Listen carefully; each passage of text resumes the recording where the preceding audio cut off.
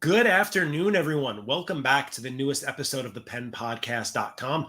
I'm your host, Matthew Harms, founder of Pen for Hire, where we offer premier ghostwriting and author coaching services. Also, the creators of the Pen Podcast, where we sit with authors, writers, writing industry professionals, subject matter experts, and all around interesting people. Today, I have the pleasure of being joined by best-selling author Ed Wallace. How are you today, Ed? Great to see you, Matt. How are you doing? I am doing fantastic. Thank you. Appreciate you taking the time out to chat with us today. Certainly. Where are you joining us from? Right outside of Philadelphia. Oh, okay. So near King of Prussia, Pennsylvania, which is a gigantic shopping mall. That's what most people know it for, but it's actually a pretty significant business corridor, and our offices are nestled right in there. Fantastic. I was actually up in northeastern Pennsylvania yesterday. Which area? Pocono Mountains, Hawley, Honesdale. I was almost in that exact town over the weekend for a wedding. Oh, wow. So how about that? Small world. So please, if you'd be so kind, tell everyone a little bit about yourself, how long you've been writing. Let's go from there. Well, I'm a CPA by education, and I've been recovering for the last 40 years. So that's my opening grab the audience joke, Matt, and you at least chuckled. I'm not sure if anybody streaming got that joke. I mean, hopefully they did, because I actually joke with people that I'm a recovering banker. Oh, I saw that on your profile. Yeah. So, there's always other avenues. And so I switched into sales, and I struggled at sales early on, and ran into a cab driver named Max. And Max drove a London taxi around the Philadelphia area. So I was getting picked up once a week in a London cab, going to the airport, traveling to my sales territory. Long story short, Max became this incredible mentor on how to treat people, how to sell, how to help people buy rather than selling. And I stored all these Max stories for years. And then in 2005, my youngest son, who's now 25 and working in my business, he fell off a skateboard, and he got medevaced to the Children's Hospital with my wife, Laurie. He's fine. And, that was kind of one of those cathartic moments where, hey, I want to write books and start a sales training company. So I literally left my VP of sales position at a tech company here that I was there for about 20 years and just started writing books. And I had no skills. I never wrote more than a business plan. You can notice our CFO doing deals behind me there. So hope you don't mind seeing him. It's a real office I'm in. Anyway. You don't see many of those these days, by the way. That's a real office. That's not a fake background. Anyway, so and the recording sign is on my door, so he should know better. Anyway, so I hired a student from Villanova to read a book about writing the breakthrough business book. And I hired her to create an outline for me so I could actually write the breakthrough business book.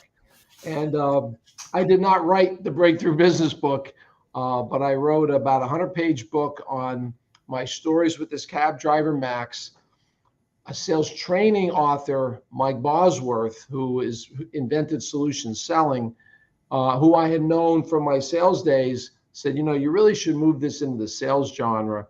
So then I did a small book with him, and then a real publisher picked me up, Greenleaf Book Group, and we did a book called Business Relationships That Last that really set us into the mainstream of sales training. Our platform is business relationships and how to help people launch, advance, and measure the strength of their business relationships. So not too many companies, if any, really do that. So we have a nice niche from a business perspective.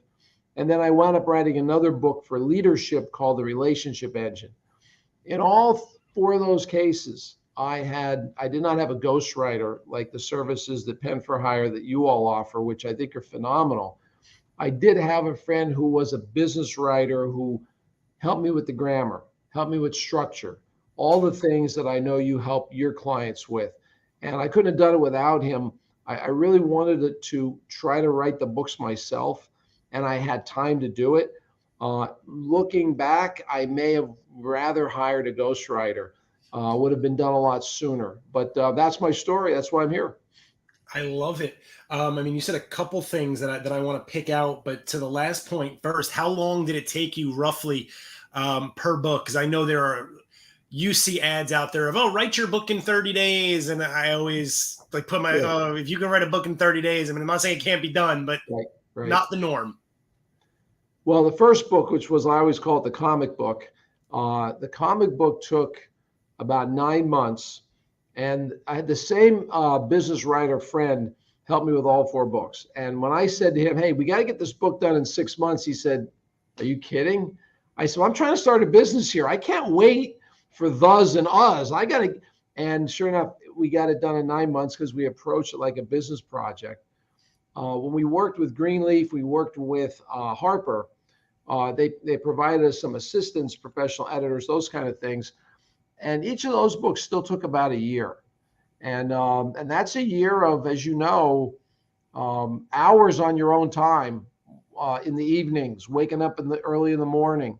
So I always estimate, Matt, that it's probably a good 1,000 hours of time if you're going to do it yourself. I don't know where does that come in your experience? I've never, I probably should, so I have like more of an idea of job costing, but I usually look at it for most clients, we're shooting at about 6 months. Yep. But again, that's only because I think now we've done over 16 different titles in all different industries. So kind of have all of the kinks working out in the process of develop the outline, develop the strategy, and then go to work. Sure. Also, it probably takes me a lot less time to write someone else's book than it did any of my own 3 books. Right? Because no one's paying me to write my own books. You don't have bias, right? Well, yeah, no one's paying me, and you always question, like, is there any value in what I'm doing? And you have to tell yourself, like, well, people are paying me to do this. Like, there's probably some value in my own stuff. The carpenter who doesn't have nice woodwork in his house. Same thing, right? Yep. The shoemaker with holes in his shoes. Exactly. Same thing. But kind of like on that same vein, what was interesting to me is you never know where you're going to find advice or inspiration in life. Most people would sit here and say, you got your ideas from a cab driver. Mm-hmm. And I think that's the opposite. I think that's incredible, right? Most people don't pay their cab driver any mind. I rode with Max for 4 years. He at the time had no idea he was inspiring me. But what I learned was, whatever it is we're doing in life, it doesn't have to be writing a book. It could be raising our family. It could be making friends. It could be our relationships. You got to take the first step. And I remember the first time I rode with him, I had set up a schedule. I'd leave on Tuesday, come back Thursday. And when I tried to reschedule after he dropped me off the first time, I said, I'll see you next Tuesday. And he said, I can't take you next Tuesday. And I said, well, did I say something wrong? He said, no. He goes, I have a lot of fares. I have a lot of friends. And they normally have to wait a few weeks until I can work them into my rotation. And I'm thinking, wait a minute, this is a commodity, right to the airport, a rotation. And he wound up scheduling me on a Thursday. And I took it. And I always say to audiences when I do keynotes, what if I didn't take that appointment? What if I had an ego? I'm the customer. And what if I wouldn't have a business today, wouldn't have books today, wouldn't be on this podcast today. So sometimes we have to just take that step. Absolutely. And clearly Max was doing something right with the relationship building if he had people like you who were willing to do that. Yep. Yeah. He was amazing at it. And what made him so great at it was he asked really good, you asked very good questions. He asked great questions. And we always say in building a relationship, questions make you believable. Not talking about yourself, like you said, Ed, I roll right into it, but it's awkward for me to tell my story, right? So I always tell the story through the stories. And he was great at asking salespeople sales questions, executives executive questions, kids questions about Lego, grandparents questions about grandkids. He was able to align his dialogue with his audience. I love that you just said that, because I'm going to boil it down to the word relatable. Mm-hmm. And I think that's probably one of the most important things in writing as well, is you have to know who your audience is, who you're writing to, and speak at that level so that they can say, oh my goodness, that Ed really knows what he's talking about, or that speaks to me in a way where they want to do something. They want to recommend the book to their friend, or possibly call your company and say, hey, how do we work with you? And that was the thing that I get authors reaching out to me all the time now. Like, I don't know. And I send them that outline from 17 years ago. And I ask them, okay, when I leave reading your book, what are the 3 things that I'm going to feel I learned, or that are going to provoke me? And like, I have a professional baseball pitcher right now wanting to become a keynote speaker. And we don't coach this for a living, but we attract these kind of questions from people in the world. The guy was a pro pitcher for the Braves, and he said, I want to be a keynote speaker. And he started talking about teams and all this. I said, send me an email with the 3 takeaways people are going to take from one of your keynote speeches. Because, and it was fun, because I took a shot at a 6'5" guy who threw 97 miles an hour. I said, what's going to make you different than every other jock that played pro sports that wants to give a speech and get paid for it? And he was like this. I said, no, seriously, I do the same thing with CEOs. Every CEO wants to write a book, but it's all about them, right? I said, well, there's so many books about, I said, you're not that CEO that everybody wants to read about you. What's going to be unique in your story? And that's why, most of the books I write, I'm telling stories about other people. I just get to go along for the ride. I love that. Yeah, people pick up books to solve problems, but no one wants to be told what to do or how great the person who's giving the advice is. It's interesting.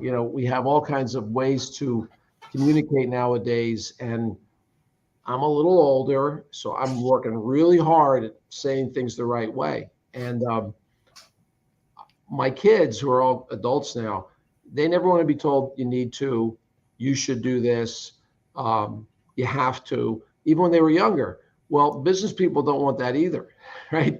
I was told the other day that my phrase, would you consider, was not necessarily an appropriate phrase. So I'm really struggling, Matt, with everybody's got some reason for different things, and not to dive too into that. So I think what's my point? When we're writing, we have to make sure we recognize the different generations of people who might pick up our book. And we have to be sensitive, and I shouldn't use sensitive. We have to be aware that everyone interprets things differently today, and that we want to make sure, can't please everybody, but that we are writing and telling our stories in a way that people can, hey, you know what, I can accept this, and this is not inflammatory or anything like that. Well, yeah, I mean, no book, no anything in life is for everybody, right? So by pure virtue of the fact that people are very different, you're never going to be able to please all of the people, but you don't want it to be such a thing where there are going to be people who absolutely are going to be incensed by it. You don't want like 90 things on Amazon about how this guy's this and he doesn't understand the world today and all that. At the same time, I think we want to focus on a genre. So our genre was salespeople, and it was business to business salespeople. It wasn't even retail salespeople, and it was business to business salespeople with a complex sale. So we really, drove it down to, and it's worked out really well, because if you find the right market or the right vein, people will read it, and they'll say, hey, you know what? You remember in chapter 7, you said this? I'm like, no, but refresh my memory about it. In our leadership book, The Relationship Engine, same thing. We start talking about relational leaders, and that anybody can be a relational leader. So we didn't write for management. We didn't write for high potentials. We wrote for the receptionist. We wrote for the people on the loading dock. We wrote for anybody who wants to be, there are natural leaders who just don't have a position of hierarchy in businesses. That doesn't mean they're not leaders. So that book was all about, I talk in there about a guy who started an animal shelter. I talk about a guy who runs a driving range that's wildly successful. I talk about some corporate people. So anybody can be a relational leader. And that's so that we went a little wider with that one. And I have to know, this is one of my favorite questions for business geared authors. How much of a difference have the books made for you in your business? Oh my gosh, all the difference. We would just be another sales training company. When a book gets into the hands of someone who's interested in us and it's signed, it's a whole different credibility perspective. And in your business, when you're helping authors, again, depends on what genre you're writing for, but from a business standpoint, that book is gold. We probably sold 50,000 books, not a crazy number. We probably have 150,000 in circulation just from training, where the book is part of the deal. Well, guess what? That book gets handed to someone else at that company, or that book gets handed to a relative who's in sales. So the book is the most amazing builder of credibility I've ever seen. And we call it our $10 business card, because it costs us $10 to buy our own books from the publisher. And you think about it, you get a book in the mail signed by the author, who's a subject matter expert, who's a thought leader. It has a lasting effect. Even if they're not ready for you, somebody goes, "Hey, you're the guy that talks about that cab driver, right?" You see them at a conference or something. So yeah, it's been very effective. I love that you said $10 business card. That books are the new business card. I tell this to everybody. And much like you said, you send it signed. Here's what usually happens. People do not throw a book out. I don't care who you are.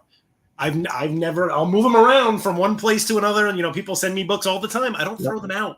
So that CEO may not read it today, may not even open the cover today, but they're not going to throw it out. Right. Eventually, they may call you, or they're going to hand it to someone in their office who's going to say, "Wait, did you even look at this? Like, this guy Ed's got a lot of good stuff to say." Right. Yeah, you're right. The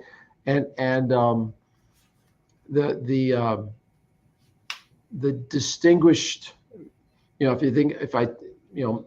Max drove this London taxi, right? That was a distinctive package. When you're competing with another firm and a book comes in the mail versus just a website or a link, and then you back it up with videos and all those other things, you put a pretty compelling case forward, and then you always get those people who say, "Geez, I always wanted to write a book. How do I do it?" Right? I'm like, "Do you have 1,000 hours, or do you want to know Matt Harms?" And I mean, at the end of the day, any call is a good call, right? Whether they want to ask you about writing, now they're in your universe, they like you. Yeah, it's interesting. So like any company, we need to sell and we need to market. And we've worked with, 400 or 500 different companies now. So we have a pretty broad base of visibility, but we still outreach through an inside sales process that connects with the right sales leader and suggests that, why don't you get on a call with Ed or one of our other thought leaders here in my practice, hear about what he's hearing in the marketplace. No sales pitch. And by the way, you're going to get a free book out of it. They almost take every call. And by the way, for your friends who will do this, your clients and listeners, if you use media mail, it's like $3 to mail the book. And it gets there a couple of days later. So I've never had one come back. So, so it's about a $13. And again, A paperback might cost even less to send out. I'm just going on our hardbounds, what do they cost me? So anyway. I mean, honestly, if you think about some of this is where a lot of people can be penny wise and pound foolish. If you think about some of the other costs of advertising, right? If you're running Google ads, I mean, per click, depending on your industry, you could be paying more than the $15 that it's costing me to send your book out. Yes, we went through all of that. And we realized that in a consulting business, it's a high contact sport. And the only way you're going to extend your brand is conversation after conversation after conversation. And if you can have, 300 conversations a year, there's probably somebody in there that's going to spend some money with you or introduce you to some group that you can speak in front of or whatever. But I have consulting friends who want business to just come to them because they're so brilliant, and they don't want to get on calls they want an engagement letter prepared for them by their prospective clients. And I'm like, okay. They want prepayment, right, for services before even nothing yet. Yeah, right. That is funny. And we were joking about it, but it's kind of scary that some things that should be so obvious, people overlook and are making the same mistakes over and over again. Well, I think part of it is I was lucky because I was trained in sales, and I really had a great background in that. All the different methodologies I was trained in, all the, this is how you engage with people. So I was fortunate. Other people I know who are, trying to start consulting businesses, write books. The book is the whole event, and then, oh my gosh, how am I going to make money? So they need I'd suggest they have parallel plans where they're thinking, okay, I'm doing all this work, but when the book is when I have a box of these sitting in my office, or they're out on Amazon or wherever they might be, what am I going to do with them? What's my go-to-market strategy? And how am I going to use these? Who am I actually going to reach out to with these books? Because unless you're some historic figure, it's difficult to make a lot of money on books. I'm sure you share that with your clients. When I was growing up, I always wanted to be a writer, and my parents told me it's not a real job. You have to go to college and get a degree. Right. So studied finance, spent 15 years in banking and financial services, hence the recovering banker. And when I started putting out my own books in 17 and 18, for a minute, I was like, shit, they were right. I'm not making any money off of this. But then I realized that there isn't a whole lot of money in book sales unless your last name is Sinek or King or Patterson. Right. But if you know why you're doing it, right? As someone who writes books for others, I needed to prove that I could write books. So yes, I've written 3 books. Here you go. That was your credibility, right? That's my credibility. I mean, you can't say I can write your book if I've never written something. And now it's a fairly decent living for me. But I tell every client up front, if your goal is to sell 1 million copies, like I'm not the guy for you, because I build business strategies. Right. Exactly. There needs to be a strategy behind it. And, believe it or not, I read a book that it's been around forever, Rich Dad, Poor Dad. Love that book. And I was never really one for the personal development books that were more motivational. I was more for the sales methodology books and spy books, right? Those are what I like to read. But I read that book, and he asked some great questions in there, Kawasaki. He asks, am I saying his name right? Yeah. Kiyosaki? I forget how. Robert Kiyosaki. Kiyosaki, right? He asks, okay, what's the purpose of your book? And then he also asks, what's the purpose of, are you going to have a practice where you're one person, or are you going to open a business where you're going to have multiple people, employees? Those are key questions. And then once you get through those questions, then a lot of things kind of fall in order. And I decided I wanted a business, not just a solopreneurship. And he talks about ways to monetize, and books was one. But he cautions that, if you're looking at the book, it's not like he monetized the books, right? But most people don't really monetize the book. And It's really, what's that book going to say about you in the world? And if you can break even on the book, you did great. You did great. Especially because it's probably generating 10 times that in consulting dollars for your training dollars or speaking fees or whatever. Absolutely. One of the questions I ask people when they can't quite get their head around that concept is, what's the lifetime value to you of one new client? Right. Right. So if this book gets you one new consulting client, Yep. and you charge X dollars per month, and your normal client's with you for X number of months, yep. What is that dollar amount? And the light bulb goes off like, oh, I never thought about it like that. My example is the third book, which was the first professionally published book by Greenleaf, Business Relationships That Last. It got us into Dow Chemical in 2009. The PO gets bigger every year. I was just going to say, Dow Chemical, just a small little Fortune 100 company. Yeah, Fortune 50. little 70, $80 billion company. But every year, the PO is guaranteed, and it comes in December, and it helps us pay bills in most of the next year.